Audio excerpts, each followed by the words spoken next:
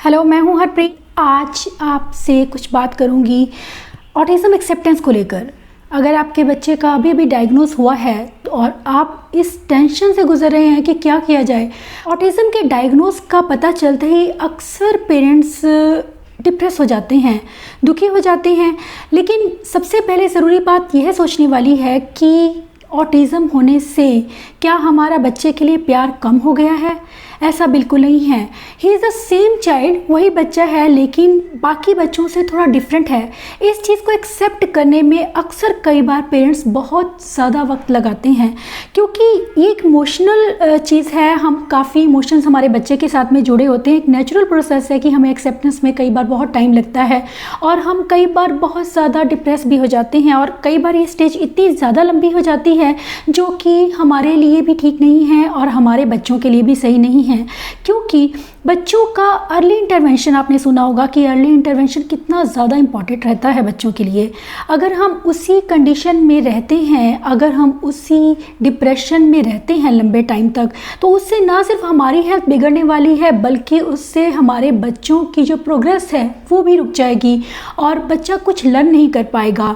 इसीलिए ज़रूरी है उस एक सिचुएशन से, उस एक स्टेज से बाहर आना, अपने बच्चे के लिए बाहर आना है। इस चीज़ को समझने की ज़रूरत है। तो वो कौन कौन सी चीज़ें हैं जो हमें डायग्नोस के बाद फेस करनी है? पहले तो लोगों का ये जो होता है कहना कि ऑटिज़म है इसको, या फिर हमें एक्सेप्ट करने में टाइम लगता है, फैमिली को इवन कि एक्सेप्ट करने में टाइम लगता है। एज ए मदर हमें यह थोड़ी चीज़ डाइजेस्ट करनी मुश्किल लगती है कि बच्चे को ऑटिज़म है। बच्चा बिल्कुल नॉर्मल लुकिंग है, लेकिन क्यों वो डिफरेंट कैसे है दूसरे बच्चों से, ये थोड़ा सा हमारे लिए मुश्किल हो जाता है इस चीज़ को। क्योंकि ऑटिज़म इनविजिबल रहता है, इसीलिए लोगों को बच्चे बिल्कुल ठीक लगते हैं और उन्हें लगता है कि वो मिसबिहेव कर रहे हैं। कई बार मदर का फ्रस्ट्रेशन बहुत ज़्यादा हो जाता है, कई बार गुस्सा भी होते हैं, लेकिन हमें उन इमोशंस को समझने की, उन इमोशंस को कंट्रोल करने की ज़रूरत है।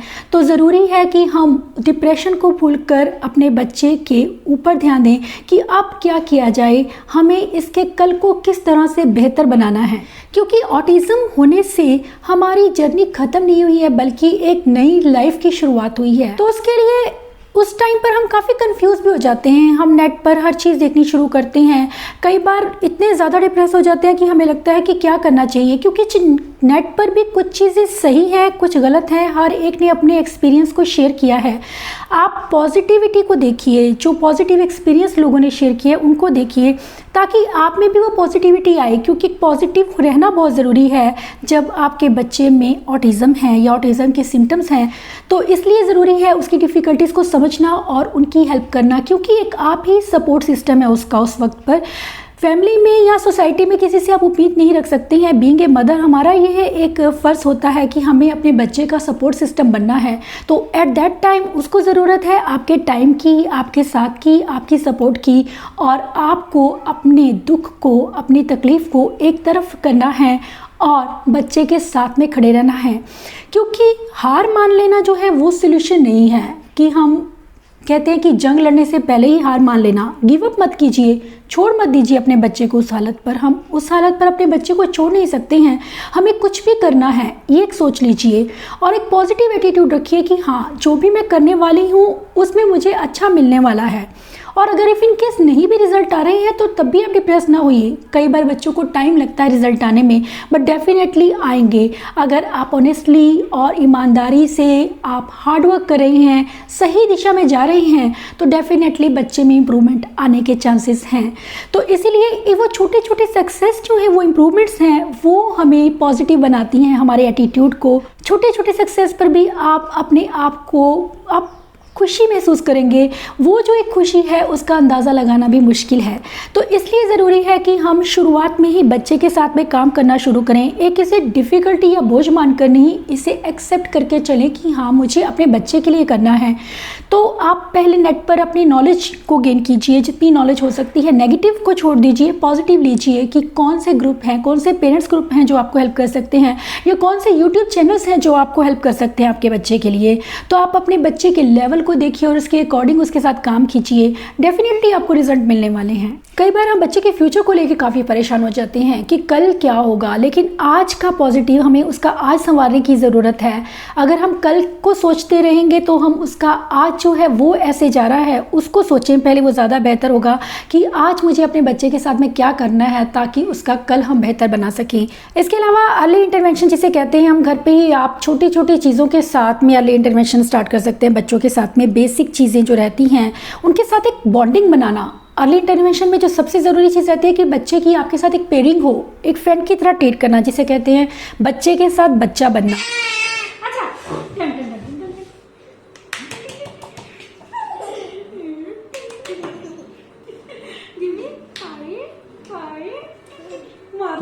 तो बबल्स ले सकते हैं, टॉयस ले सकते हैं, ये सब चीज़ें बच्चों के साथ पेयरिंग बनाने में बहुत हेल्प करती हैं। बलून ले सकते हैं। इन चीज़ों से आप बच्चे के साथ पेयरिंग बना सकते हैं। जितना बच्चा आपके क्लोज होगा उतना ज़्यादा वो आपको सुनेगा, जितना ज़्यादा सुनेगा उतना ज़्यादा वो लर्न करेगा। तो एक ऐसी बॉन्डिंग बनाइए बच्चे के साथ में कि बच्चा आपकी कंपनी को एंजॉय करे।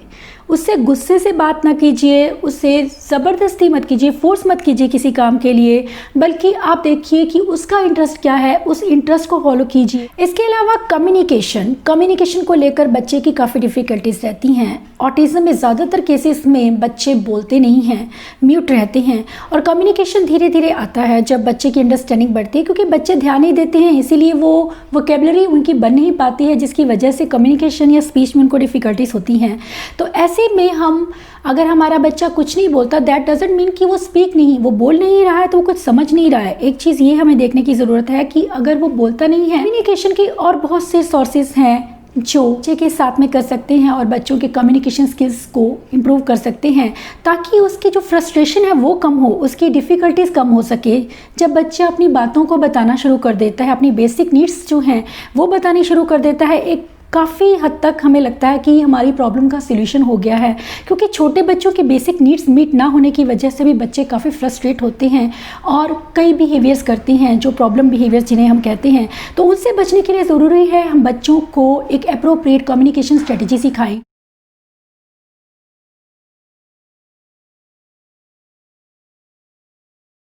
और हमें यह जानने की ज़रूरत होती है कि बच्चा किस वे में लर्न करता है, क्योंकि इसके कई सिस्टम्स होती हैं। आप कम्युनिकेशन स्ट्रेटजीज कई हैं जिनकी मदद से आप बच्चों को कम्युनिकेशन सिखा सकते हैं, जैसे कि पैक्स है, फिर पिक्चर्स के थ्रू बच्चे से कम्युनिकेट करना, यानी कि जो चीज़ उसको चाहिए आप उसके सामने रखेंगे और पिक्चर्स के साथ उसको बताना आना चाहिए कि उसको क्या चाहिए। इसी चीज़ आती है साइन लैंग्वेज। अगर आपका बच्चा इमिटेशन में अच्छा है तो आप उसे साइन लैंग्वेज सिखाइए।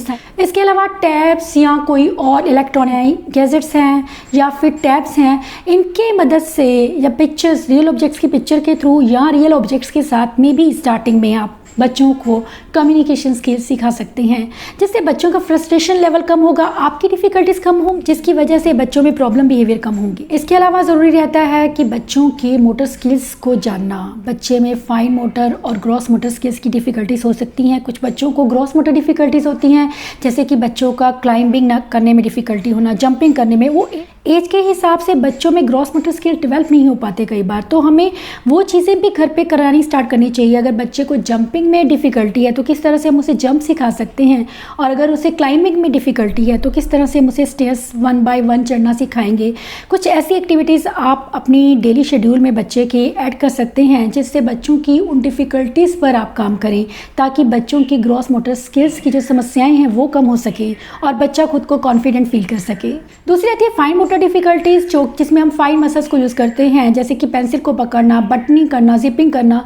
ये चीज़ें आगे चलकर बच्चों के लिए काफ़ी डिफ़िकल्ट हो सकती है। ज़रूरी है कि हम शुरुआत में ही बच्चे के साथ में ये चीज़ें उसको सिखानी शुरू करें, उसके फाइन मोटर स्किल्स पे वर्क करें। घर पे पड़ी छोटे छोटे ऑब्जेक्ट्स को उठाना, दाल या कोई भी चीज़ें हैं जो किचन में आपके अवेलेबल रहती हैं, उन चीज़ों को उठवाना। इसके अलावा उसकी पिंसर ग्रिप पे वर्क करना, कलरिंग करवाना, ये सब चीज़ें आप बचपन में ही, अगर बच्चा बहुत छोटा है तभी से स्टार्ट कर देते हैं तो काफ़ी हद तक बच्चों में फाइन मोटर स्किल्स डेवलप होते हैं, जिससे आगे जाकर बच्चों को पेंसिल होल्ड करने में परेशानी नहीं होती।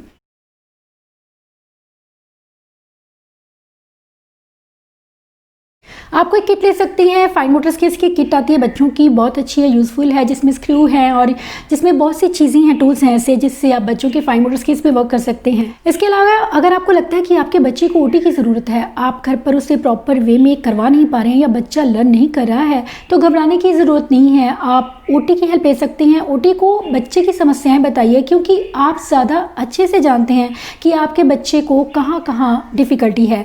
उस डिफ़िकल्टी के बारे में ओटी को बताना और उस एरिया पर वर्क करना जो है वो एक बच्चे की सक्सेस के लिए बहुत ज़रूरी है, ताकि बच्चा उन स्किल्स को सीख सके। बहुत ज़रूरी है बच्चे के सेंस इश्यूज़ को ध्यान में रखना। अगर आपका बच्चा लगातार फिजिट करता रहता है, मूव करता है, इधर उधर भागता है, तो हमें उसकी सिटिंग पर ध्यान देने की ज़रूरत है। सिटिंग के बिहेवियर को इंक्रीज़ करने के लिए हमें रिइंफोर्सर की ज़रूरत होती है, उसकी मनपसंद चीज़ों की ज़रूरत होती है।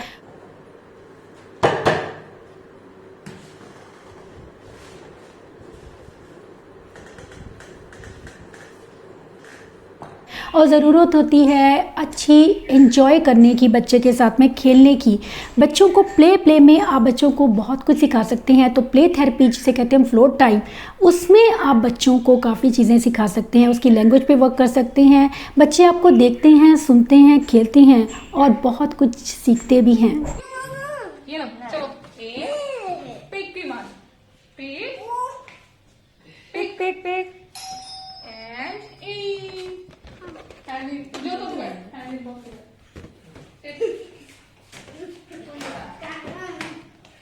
इसके अलावा अगर बच्चे को चेयर पर बैठने में डिफ़िकल्टी है, आप कोई व्हीगल कुशन ले सकते हैं या फिर उसको फिजिट टॉय दे। जो बच्चा फिजिट लगातार करते रहते हैं उन्हें फिजिट टॉय दे सकते हैं हाथ में, जिससे बच्चे काफ़ी रिलैक्स रहते हैं और काम पर बने रहते हैं, फोकस्ड रहते हैं। सेंसरी एकोमोडेशन बहुत ज़रूरी है बच्चे को कंफर्टेबल रखने के लिए। उन्हें एक डिस्ट्रैक्शन फ्री माहौल देना ज़रूरी है। जब आप बच्चे के साथ काम कर रहे हैं, मेक श्योर कि वो कमरा लाइट कम हो, उसमें कम से कम मिनिमम डिस्ट्रैक्शंस हो, सेंसरी फ्री रूम हो एकदम, ताकि बच्चा पूरी तरह से ध्यान दे पाए काम पर। क्योंकि जब चीज़ें उसकी पसंद की, उसके अप्रोच से दूरेंगी, उनका ध्यान उधर रहेगा, तो वो सब चीज़ें आप हटा देंगे। अगर कोई सेंसरी डिफ़िकल्टी है, बच्चे को ज़्यादा लाइट से प्रॉब्लम है, लाइट को कम कर दीजिए। कोई साउंड कहीं से आ रहा है, उसको कम कर दीजिए, ताकि बच्चा पूरी तरह से कॉन्सेंट्रेट कर पाए और आप अच्छे से उसके साथ उस पर फोकस कर पाएँ। एक चीज़ और रहती है कि आपका एनर्जी लेवल जो है वो बहुत डिपेंड करता है कि वो हाई रहना चाहिए। अगर एनर्जी लेवल हमारा हाई नहीं है और हम पूरी तरह से अटेंशन बच्चे को नहीं दे पा रहे, अगर हम बच्चे के साथ 10 मिनट है तो हमें पूरा 10 मिनट ही बच्चे के साथ पर उस पर पूरी तरह से ध्यान देने की ज़रूरत है। इधर उधर अगर हमारा ध्यान जाता है तो बच्चे कभी हमारी तरफ ध्यान दे नहीं पाएंगे। तो ज़रूरी है, चाहे आप टाइम लिमिट कम रखें, लेकिन जितना भी टाइम आप बच्चे के साथ काम कर रहे हैं, आपका ध्यान पूरी तरह से बच्चे पर हो, का एनर्जी लेवल इतना हाई हो कि बच्चा ऑटोमेटिकली आपको देखे। इसके अलावा कंसिस्टेंट रहना बहुत ज़रूरी है। अगर आपने रेगुलर नहीं किया बच्चे के साथ में काम, एक दिन किया है, हमने दूसरे दिन छोड़ दिया कि बच्चे का मूड ठीक नहीं है, जब बच्चे का मूड ठीक है तब आप उसके साथ काम कर सकते हैं। चाहे 5 मिनट के लिए कीजिए, लेकिन उसे छोड़िए नहीं। क्योंकि जब हम छोड़ देते हैं कोई चीज़, एक चीज़ रेगुलर नहीं हो रही है, तो वो बच्चे की आदत नहीं बन पाती। तो ज़रूरी है कि हम बच्चे की आदत को बनाएं, उसके वर्क टाइम की आदत को बनाएं और उससे रेगुलर उसके साथ हम टाइम स्पेंड करें, उसे सिटिंग करवाएं और उसके साथ चाहे कुछ देर के लिए ही सही हम काम ज़रूर करें। इसके अलावा उन्हें रिइंफोर्स करना, उन्हें रिवॉर्ड करना बहुत ज़रूरी है। अगर आपका बच्चा अच्छा बिहेवियर कर रहा है या कुछ उसे लर्न किया है, कुछ अचीव किया है, तो आप उसे कुछ ना कुछ दें, कुछ एडिबल दें या कुछ उसका फेवरेट टॉय उसके साथ खेलने के लिए दें, उसको ऐसी कोई एक्टिविटी दें जो उसे बहुत ज़्यादा पसंद है। तो ये चीज़ें जो हैं बच्चों के साथ काम करते वक्त बहुत ज़रूरी हैं ध्यान देनी। इसके अलावा कुछ ऐसी थेरेपीज जो हैं जो बच्चे के लिए ज़रूरी हैं। अगर आपके बच्चे का ऑटिज़म डायग्नोज हुआ है, उसके लिए सबसे पहले ज़रूरी रहती है ABA थेरेपी। ABA में हम बच्चे को इंडिविजुअल सेशन देते हैं, जो आप घर पर भी बच्चे के साथ कर सकते हैं। कुछ गोल्स लीजिए कि आपको ये अचीव करने हैं और उन पर आप वर्क कीजिए। इसके अलावा फिजिकल, जिसमें मैंने बोला कि ग्रॉस मोटर एक्टिविटीज़ आपको इंक्लूड करने की ज़रूरत है। शेड्यूल में आप बच्चे की उन स्किल्स को लेंगे जो बच्चे में एज के हिसाब से नहीं आए हैं, हमें उन स्किल्स को लेने की ज़रूरत रहती है। और अगर आपको लगता है कि आपके बच्चे को फिजियोथेरेपिस्ट की ज़रूरत है, तो आप उसकी भी हेल्प ले सकते हैं, जिससे आपको हेल्प मिलेगी, उनकी गाइडलाइन से आपको हेल्प मिलेगी अपने बच्चे को ग्रॉस मोटर स्किल्स सिखाने में। इसके अलावा ऑक्यूपेशनल थेरेपी बहुत ज़रूरी है लाइफ स्किल्स के लिए। जब बच्चा आपका पेंसिल होल्ड नहीं कर पा रहा है आपकी कोशिशों के बावजूद भी, या फिर जिपिंग बटनिंग में उसको प्रॉब्लम है, आप चाहें तो ऑक्यूपेशनल थेरेपिस्ट की हेल्प ले सकते हैं। स्पीच थेरेपी पे वर्क करना, जो कम्युनिकेशन स्ट्रेटजीज मैंने आपको बताई हैं उन पे वर्क करना बहुत ज़रूरी है। तो ये सभी जो चीज़ें हैं, ये सभी थेरेपीज ज़रूरी रहती हैं जब आप बच्चों के साथ ऑटिज़म में काम करते हैं। आई होप ये वीडियो आपको हेल्प करेगा आपकी समस्याओं को हल करने में और आपके लिए एक पॉजिटिव लुक देने में कि ऑटिज़म जो क्या है, रियल में क्या है। जब आप बच्चे के साथ काम करते हैं उनके साथ में, तब आप इंजॉय करेंगे। आई होप ये वीडियो आपको हेल्प करेगा आपके बच्चों की डिफ़िकल्टीज़ को कम करने में, आपकी डिफ़िकल्टीज़ को कम करने में। Thanks for